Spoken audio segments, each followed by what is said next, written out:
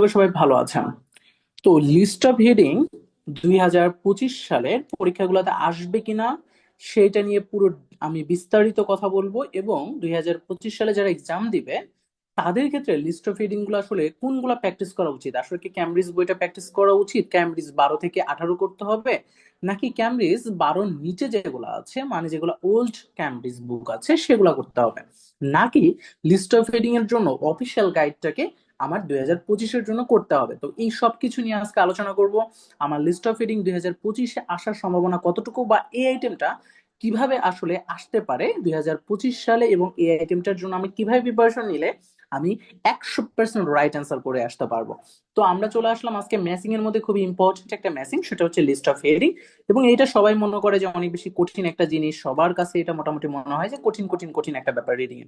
তো যাই হোক, তো আমরা আজকে চলে আসলাম লিস্ট অফ হেডিং এই পার্টটা নিয়ে আমরা আজকে ডিটেলস আলোচনা করব। প্রথম কোয়েশ্চেন হচ্ছে লিস্ট অফ হেডিং 2025 সালে আসার সম্ভাবনা কতটুকু। 2025 সালের পরীক্ষাগুলো থেকে লিস্ট অফ হেডিং কে আসলেও আসবে, নাকি লিস্ট অফ হেডিং আমাদের নতুন কারিকুলাম, মানে হচ্ছে আমাদের 2025 এসে দেখা যাচ্ছে রিডিং এর ক্ষেত্রে আমরা একটা জিনিস বুঝতে পারতেছি, আগে যে কোয়েশ্চেন আইটেম গুলো আসতো বেশি সেই ধরনের কোয়েশ্চেন আইটেম গুলো অনেক সময় দেখা যাচ্ছে একটু কম আসার চেষ্টা করতেছে। এটা 2024-এর লাস্টের দিকেও দেখা গিয়েছে। তো আমি এই কথাটা বলবো যে লিস্ট অফ হেডিং 2025-এ 100% আসবেই আসবেই আসবেই। তো লিস্ট অফ হেডিংটা এমন না যে প্রতিটা পরীক্ষাতে আসবে এরকম না, বাট ম্যাক্সিমাম পরীক্ষাতে লিস্ট অফ হেডিং 2025-এ আসার সম্ভাবনা খুবই খুবই খুবই বেশি। তো আমরা ক্যামব্রিজ 19 যদি বইটা দেখি, সেই বইয়ের মধ্যে দেখবো যে লিস্ট অফ হেডিং এর পরিমাণটা একেবারে হচ্ছে কমায়া ফেলেছে ওরা।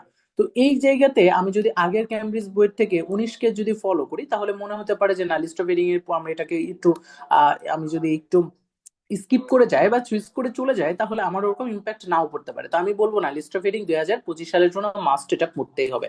আচ্ছা, 2025-এর লিস্ট অফ হেডিং আমি পড়লাম, ঠিক আছে, কিন্তু এখন প্রশ্ন হচ্ছে লিস্ট অফ হেডিং কি কঠিন হবে নাকি সহজ হবে। আগে যেরকম লিস্ট অফ হেডিং আসতো, যে এখন কি লিস্ট অফ হেডিং গুলো আরেকটু বেশি কঠিন আসবে, নাকি আগের মতোই থাকবে। এবং আমি প্রিপারেশন নেওয়ার সময় কি আগে যেরকম লিস্ট অফ হেডিং এর প্রিপারেশন নিতাম, আমি কি আসলে ম্যাথিং এর ক্ষেত্রে এখনো কি ওই রকম প্রিপারেশন নিব কিনা। তো এই সম্পূর্ণ প্রশ্নের অ্যান্সার আমি ইনশাল্লাহ দেওয়ার চেষ্টা করব। তো এখন আসি হচ্ছে লিস্ট অফ হেডিং এ যদি আপনি 100% রাইট করতে চান, তো আপনাকে এখন একটা আহ পন্থা অবলম্বন করতে হবে, যেটা হচ্ছে কোয়েশ্চেন্সটা মানে হচ্ছে এটাকে বলে রিভার্স টেকনিক। আমি একটা টেকনিকের কথা বলবো, সেটার নাম হচ্ছে রিভার্স টেকনিক। এই রিভার্স টেকনিকটা হচ্ছে আপনাকে হেল্প করবে আপনার অ্যান্সার গুলোকে 100% কারেক্ট করতে। কিভাবে হেল্প করবে দেখেন, আমি যখন রিভার্স টেকনিকে হচ্ছে কি হয়, রিভার্স টেকনিকে হয় হচ্ছে কোয়েশ্চেন্সটা আগে পড়তে হবে। আমি রিভার্স টেকনিকে কোয়েশ্চেন্সের তিনটা জিনিস আমি কাজ করব, তিনটা কাজ করব। ঠিক আছে, কোয়েশ্চেন্স থেকে তিনটা কাজ করব। এক নাম্বার যে কাজটা সেটা হচ্ছে কোয়েশ্চেন্সটার বাংলা মিনিংটা আমি কোয়েশ্চেন্সটা পড়ার সাথে সাথে আমি বাংলা মিনিংটা করব।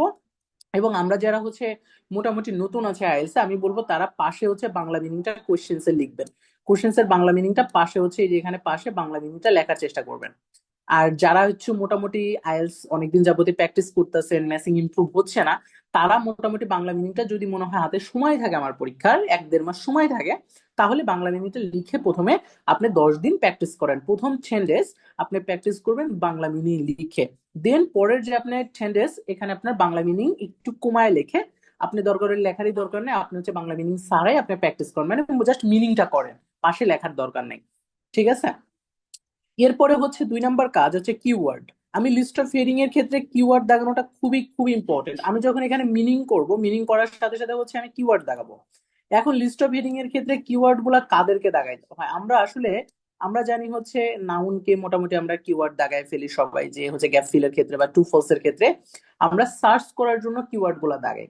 মানে কিওয়ার্ড গুলাকে বলি হচ্ছে স্ক্যানিং ওয়ার্ড, স্ক্যানিং ওয়ার্ড হচ্ছে কিওয়ার্ড। কিন্তু লিস্ট অফ হেডিং এর ক্ষেত্রে যে কিওয়ার্ড গুলো আমরা দাগাবো সেগুলো স্ক্যানিং ওয়ার্ড না। লিস্ট অফ হেডিং হচ্ছে কিওয়ার্ড গুলো থাকবে পুরোটাই হচ্ছে আমার অ্যান্সারকে আইডেন্টিফাই করার জন্য। মানে কিওয়ার্ড গুলোর কোনো সিনোনিম ফ্রেজ যদি থাকে তাহলে সেটা 100 আমার হচ্ছে কি অ্যান্সার হবে। তো সেই জন্য কিওয়ার্ড গুলোকে দাগাইতে হবে অলওয়েজ অ্যাজেক্টিভ। আমি একবার ক্লিয়ার করে বলে দিলাম, লিস্ট অফ হেডিং এর ক্ষেত্রে কিওয়ার্ড গুলো কাদেরকে দেখাবো, অ্যাজেক্টিভদেরকে। দেন লিস্ট অফ হেডিং এর ক্ষেত্রে কিওয়ার্ড গুলোকে কাদেরকে দেখাবো, আমরা নেগেটিভ ওয়ার্ড, বিভিন্ন নেগেটিভ ওয়ার্ড থাকে সেই নেগেটিভ ওয়ার্ড গুলোকে দেখাবো। এবং 3 নাম্বার হচ্ছে লিস্ট অফ হেডিং এর ক্ষেত্রে কিওয়ার্ড দেখাবো এমন কিছু নাউন যেটা হচ্ছে আমার 1300 ওয়ার্ডের একটা প্যারাফ্রেজিং আমি হচ্ছে প্রোভাইড করি আমার ব্যাচের স্টুডেন্টদেরকে। সেই 1300 ওয়ার্ডের মধ্যে যদি কোনো ওয়ার্ড আপনি রিপিট পেয়ে যান এবং দেখেন যে, কারণ ওই ওয়ার্ড গুলা হুবহু ক্যামব্রিজ থেকে প্যারাফ্রেজ ওয়ার্ড, ক্যামব্রিজ থেকে নেওয়া, তাই ওই ওয়ার্ড গুলা যদি আপনি কখনো রিপিট পেয়ে যান, তাহলে সেই ওয়ার্ড গুলো আপনি হচ্ছে এখান থেকে কিওয়ার্ড হিসেবে দাগাবেন। তো এই হচ্ছে কিওয়ার্ড দাগানোর সিস্টেম। মানে কিওয়ার্ড বলতে এই যে আমি এখানে জাস্ট এখানে আমি যে একটা নাউনকে দেখলাম, সেই নাউনটাকে আমি দাগায় ফেলবো এরকম না। তো কিওয়ার্ড দাগানোর ক্ষেত্রে এই তিনটা জিনিস মাথায় রাখতে হবে। আর লাস্ট যে কোয়েশ্চেন্সটা, মানে লাস্ট যে জিনিসটা আমি লিস্ট অফ রিডিং এর কোয়েশ্চেন্স এ রিভার্স টেকনিকে অ্যাপ্লাই করব, 3 নাম্বারটা, সেই 3 নাম্বারটা হচ্ছে যদি কোনো কোয়েশ্চেন্স আমি দেখি নেগেটিভ আছে বা নেগেটিভ সেন্স দিচ্ছে। কোয়েশ্চেন্সটা নেগেটিভ আমি কিভাবে বুঝবো? যদি আমি দেখি কোয়েশ্চেন্স এর মধ্যে কোনো নট আছে, তাহলে বুঝবো এটা একটা নেগেটিভ সেন্টেন্স। এন্ড যদি আমি সেন্সটা যদি দেখি নেগেটিভ, অথবা সেন্স, সেন্স হচ্ছে কি হয় যখন নট থাকে না কিন্তু একটা নেগেটিভ ওয়ার্ড ওর মধ্যে থাকে, যেরকম হার্মফুল, যেরকম এটা হচ্ছে সেন্সটা দিচ্ছে যে ক্ষতি, যেরকম চেঞ্জেস, তারপরে হচ্ছে কি আছে আইসোলেট। তো এগুলো সেন্স দেখা যায় অনেক সময় নেগেটিভ সেন্স কিন্তু দিতে চায়। তো এই যে নেগেটিভ সেন্স যখন কোনো একটা জিনিস দেয়, যেরকম অ্যাভয়েড, এটা কিন্তু নেগেটিভ সেন্স দিচ্ছে। তো এই শব্দগুলোকে আমরা বলি হচ্ছে এটা নেগেটিভ সেন্স দেয়, এটা নেগেটিভ সেন্টেন্স না, বাট এটা নেগেটিভ সেন্স দেয়। এরকম যদি সেন্সের কোনো সেন্টেন্স মানে পান যে সেন্টেন্সটা নেগেটিভ সেন্স দিচ্ছে কোনো একটা ওয়ার্ড, তাহলে বুঝবেন এটা হচ্ছে একটা নেগেটিভ সেন্টেন্স হিসেবে আপনি লিস্ট অফ হেডিং এর ক্ষেত্রে মাথায় রাখবেন। এটা কিন্তু গ্রামারে কিন্তু নেগেটিভ না, মানে নেগেটিভ সেন্টেন্স না, কিন্তু আপনার সেন্স নেগেটিভ। তার জন্য আপনাকে কি আমরা যেমন হেটস, হেট শব্দটা কিন্তু আই হেট দিস, তাহলে আই হেট দিস, তো এইখানে কিন্তু হেট দিস, দ্যাটস ইট। এখানে হেট শব্দটা কিন্তু আপনাকে কি বুঝাইতেছে? এটা কিন্তু আপনার নেগেটিভ সেন্টেন্স না, কিন্তু এটা সেন্সটা নেগেটিভ। তো এরকম যদি কখনো পান তাহলে কি করবেন, এটার পাশে একটা নেগেটিভ সাইন দিয়ে রাখবেন। কারণ প্যাসেজে অনেক সময় আপনি দেখবেন যে প্যারাগ্রাফ এ নাম্বারটার আপনি প্রথম 2 লাইন এবং শেষ 2 লাইনে একটা জিনিস পাচ্ছেন, মানে হচ্ছে নেগেটিভ সেন্স দিচ্ছে। আপনি ক্লিয়ারলি বুঝতেছেন যে হচ্ছে ওরা নেগেটিভ সেন্স দিচ্ছে, কিন্তু আপনি অর্থ ক্লিয়ার বুঝতেছেন না। তখন আপনি এখান থেকে ধরেন 3টা পাইছেন শুধুমাত্র নেগেটিভ, ধরেন এটাও নেগেটিভ, এটাও নেগেটিভ, এটাও নেগেটিভ। তো আপনি কি করবেন, এই 3টার মধ্যে যে কোনো একটা তাহলে উত্তর হবে। দেখেন আপনার এতগুলো মানে অপশনস এর মধ্যে মাত্র 3টা অপশনস এর মধ্যে কিন্তু আপনি চলে আসছেন, মানে আপনার এখন অ্যান্সার পাওয়ার সম্ভাবনা হচ্ছে আগে যেখানে ছিল হচ্ছে খুবই কম, কিন্তু এখন আপনার অ্যান্সার পাওয়ার সম্ভাবনা প্রায় আপনার 33% থেকে আপনার 66% পর্যন্ত আপনার ডেভেলপ হয়ে গেছে। তো এই জিনিসটাই হচ্ছে আপনাকে কি করবে, আপনাকে কনফিডেন্টলি অ্যান্সার করতে হেল্প করবে। আমি এই যে 3টা টিপস দিলাম, এটা হচ্ছে রিভার্স টেকনিক্স এর কোশ্চেন্স পড়ার এবং বোঝার উপায়। তো আমি ইনশাল্লাহ আপনাদেরকে নেক্সট ক্লাসে একেবারে ডিটেইলস আলোচনা করব লিস্ট অফ হেডিং এর উপরে, আমি অনেকগুলো ক্লাস দিব। তো আমার কথা হচ্ছে আজকে তো আমি এটার উপরে ক্লাস নিতে আসিনি, আজকে আমি আসছি যে 2025 সালে কোয়েশ্চেন্স প্যাটার্ন কেমন হবে। ওকে। তো 2025 সালে যদি লিস্ট অফ হেডিং এর কোয়েশ্চেন্স প্যাটার্ন নিয়ে আমি এখন একটু কথা বলবো আপনাদের, সবাই একটু মনোযোগ দিয়ে শুনবেন, খুবই ইম্পর্টেন্ট কথা কিন্তু এখন আমি বলবো আপনাদের। 2025 সালে লিস্ট অফ হেডিং যেমন পরীক্ষা আমাদের আসার সম্ভাবনা হচ্ছে প্রায় 100% পরীক্ষা আসার সম্ভাবনা।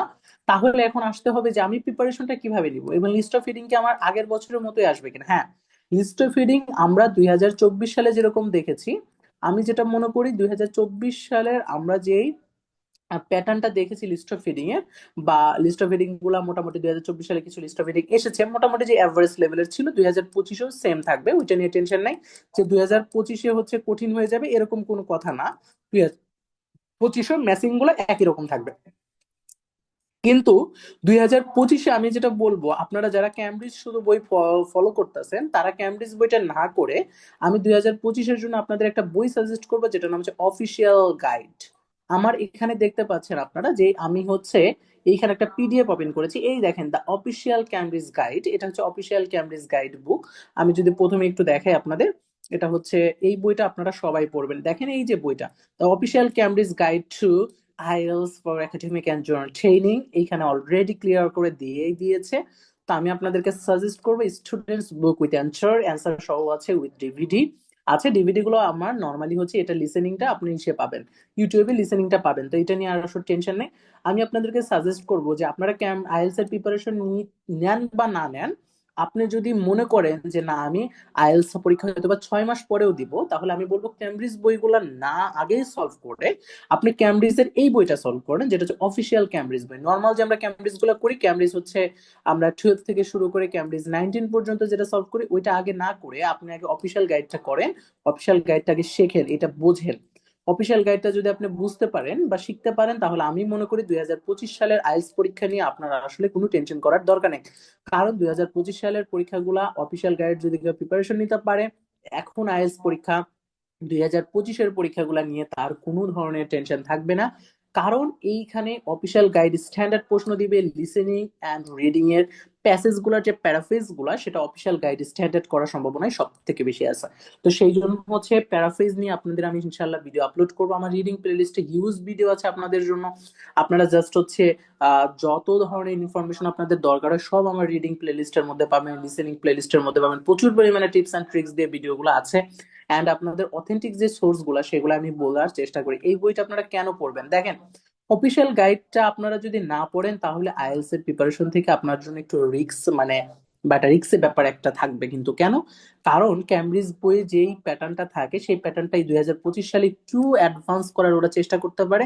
তার জন্য এটা হচ্ছে অফিসিয়াল গাইডটা পড়াটা খুবই খুবই খুবই দরকার। তো যাই হোক, আমরা অফিসিয়াল গাইড ইনশাল্লাহ পড়বো। অফিসিয়াল গাইডের লিস্ট অফ হিডিং গুলো আমরা সলভ করার চেষ্টা করবো, অফিসিয়াল গাইডের ইনফরমেশন ম্যাচিং গুলো সলভ করার চেষ্টা করবো, অ্যান্ড গ্যাপ ফিল গুলো করার চেষ্টা করবো।